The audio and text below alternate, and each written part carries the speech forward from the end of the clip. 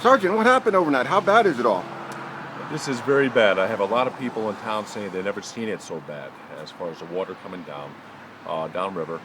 We have actually have had some cars float away, and they're somewhere probably in the Seymour Derby area of Route 34.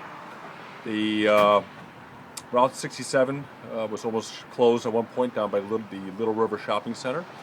Along Route 188, it was actually water across the road by Shriver's Farm. And just by any place where there was a pond or a swamp area, there was a lot of water. And if it's close to the road, we had a lot of water across the road. Fortunately now, later on in the morning, a lot of the water has receded, and it's starting to clear up. However, all the water that is north of the Stevenson Dam, everything is north on the Housatonic River going up to Massachusetts, that still has to come our way. So we got a good 5 hours more of heavy water coming through the Stevenson Dam. They got all the floodgates open, and there's still water coming over the spillways across all the way from Oxford to Monroe. So it's actually, it's serious. It's serious. Route 34, there's water up along the side of the road. There's a lot of water. Even behind our building here, the Little River, behind the state police office here in town, no one's ever seen it as high as it is. It's actually almost hitting the bridge coming down Governor's Hill Road. So it's thing is, there's no place for the water to go. There's still a frozen ground out there, so the ground's not taking it in as fast as it normally would. Any evacuations? Any injuries? There's been some evacuations along Route 34. How many people were evacuated? I don't have that. The chief will be able. Probably several. Several have been.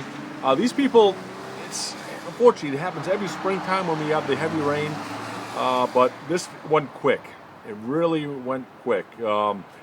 Thank God we had the reverse 911, the code red system in town, and that got the word out and got the people notified. Then the volunteer fire department, and you can't say enough about these guys. They were out there at all hours of the night, knocking on doors, making sure the people out before the water got too high. Where did the people go? They went to family and friends' houses. I don't think we have at this point, we don't have a shelter open. But it's, you know what, this happens often with the Stevenson Dam in lower Lake Housatonic area, that people actually know what they got to do. And that's why our fire department is so well trained and so